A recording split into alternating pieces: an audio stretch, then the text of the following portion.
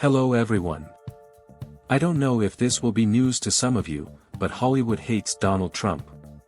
Moreover, the majority of the star-studded elite there have been mocking him for years, as evidenced by memes like Robert De Niro's "Fact Trump." It's no secret that Trump himself despises what has been happening and continues to happen in Hollywood lately, the push for a woke agenda and new ethical standards. Well, in short, I believe you all perfectly understand what I mean. If you read the American press now, it seems like the Dream Factory is in a real panic, anticipating the toughest times yet as Trump potentially returns to power. Furthermore, some stars are already openly saying that they're bracing for hell. And so on. By the way, the groundwork for this hell has already been laid, and let me tell you, there haven't been such attacks on the agenda in probably the last 10 years. However, a smaller but still existing part of the Hollywood community, on the contrary, is confident that finally, it's time to put an end to this chaos, which has systematically been escalating in the world's largest movie-making hub. So, what should the world of cinema really expect? Will this be the end of the progressive agenda, and is Trump planning to take revenge on his star adversaries? It's clear, Hollywood, as they say, is on the brink of a grand upheaval. And we'll discuss all the details right now. Hollywood's absolute aversion to Trump. Indeed, it's an absolute fact that the world's top movie stars and Hollywood as a whole can't stand Donald Trump.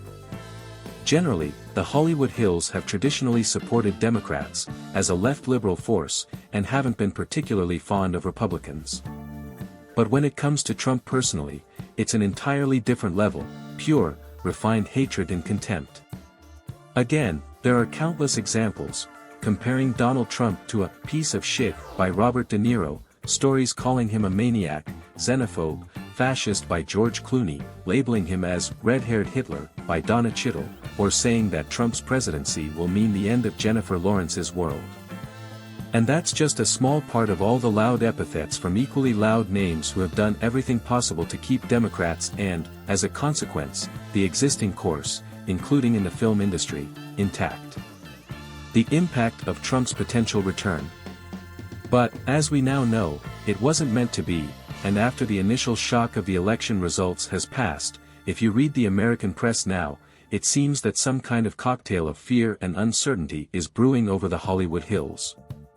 Firstly, many fear that the new or returning president of the USA will take personal vengeance on them and Hollywood as a whole. There is also a well-founded concern that the entire progressive agenda, new ethics and so on, that Hollywood has embraced in recent years, will also be ended in one form or another. Let's read a bit of what Variety, for example, writes on this matter. We are in a timeline where Donald Trump is returning to the White House, and like most of America and the world, the television and film industry is still trying to understand what just happened and what's next, considering that the person who said he would become a dictator from day one is planning to return to power. Let's acknowledge that colossal changes are coming. The new administration will completely overturn the current order of things, both big and small. Even before Trump regained the White House, there were initial signs that Hollywood was, sadly and predictably, retreating from the progress it had achieved in hiring more women and people of color, as well as in creating shows and movies that speak to a broader audience. Partly, this was simply related to the end of TV and the overall reduction in studio programming. Studios and platforms are earning less, and streamers are looking for big, broad hits rather than series that are considered more niche. But we've also seen platforms start to push for series that serve an audience that would be more friendly to Trump. Amazon, earlier this year, struck a deal to create faith-based programming, while Netflix delved into creating biblical documentary series. And, of course, Paramount, long transformed into Real America streamer, with its endless content. Taylor Sheridan, in case you didn't know, Taylor Sheridan is the guy who helped create hits like Yellowstone and Mayor of Kingstown. In my opinion, these are quite respectable series, unlike the junk that Disney Plus is cranking out. But in refined circles, you see, this is considered something for rural and non-progressive, backward segments. The author of the article laments that they fear how far streamers and film studios might go in the opposite direction to appease Trump, whose company leaned towards making programs about diversity, equality, and inclusivity terrifying. It's not hard to imagine scenarios where projects deemed too progressive remain shelved out of fear of provoking the wrath of the Trump regime, the article states. We've seen how Netflix and Amazon removed content from international markets when local authorities objected. Will they react differently if the US government starts complaining? Moreover, it wouldn't be surprising if platforms started looking for ways to make more shows that would please Trump's voters. Fear of censorship and industry changes. Returning to the author of the article, if you don't know, Rogan is a fairly conservative podcaster, comedian, and commentator, and, of course, his invitation by Netflix came as a real shock to many. And, by the way, those who are scared now have their agenda being shut down. Actually, this is possible and quite reasonable, and at the very least, we've already told you about how, even long before his return to power, Trump, obviously inspired by his allies and sponsor Elon Musk, had already announced a total anti-woke stance, which many see as a personal vendetta of Musk, whose billionaire friend, involving vows, or the agenda, and deceivingly pulling into transparency, according to Musk and his son. It's clear that all this can't help but affect the film industry and global streaming. And even if Trump doesn't resort to such methods as settling personal scores, although, knowing his nature, this option shouldn't be entirely dismissed. In general, even without this, it's obvious that the majority of Hollywood, which has already adapted to such, let's say, progressive existence, is now seriously panicking. For example, another fresh article from The Wrap discusses how with Trump 2.0, Hollywood is experiencing a wave of mergers and impending censorship. Many in Hollywood, including some of the most ardent financial supporters like Harris, are still trying to figure out their feelings about the elections in which Trump won, the article says.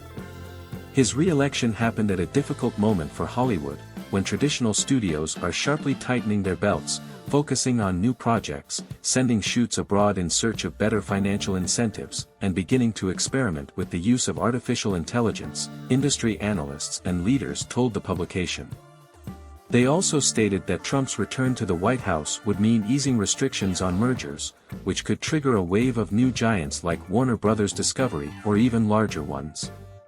But even more interesting, as the publication reports, producers and creatives have said they are concerned about potential censorship, retribution, and even self-censorship that could suppress freedom of speech at a time when it's already hard enough to create meaningful stories. In other words, everyone is afraid that, as before, top managers are nervous about making creative decisions that Trump or his political allies might not like, says a top Hollywood manager. This will have a restraining effect on companies, funds, and organizations that give the green light and finance projects, said an anonymous Emmy Award winner, implying that the new ethics or agenda would deal a crushing blow. You already see the fear of standing up for everything related to race and migration or reproductive rights, essentially any social issue he attacks, continued the source. Our discussions about things that affect people's lives could become less serious, more toxic, and more divisive, the stories that should be told, the source, wishing to remain anonymous, lamented. Meanwhile, Leah Hollins, director of companies and communications at Fight for Future, an organization advocating for free speech on the internet, expressed concern that content creators might subject their projects to self-censorship out of fear of offending the government.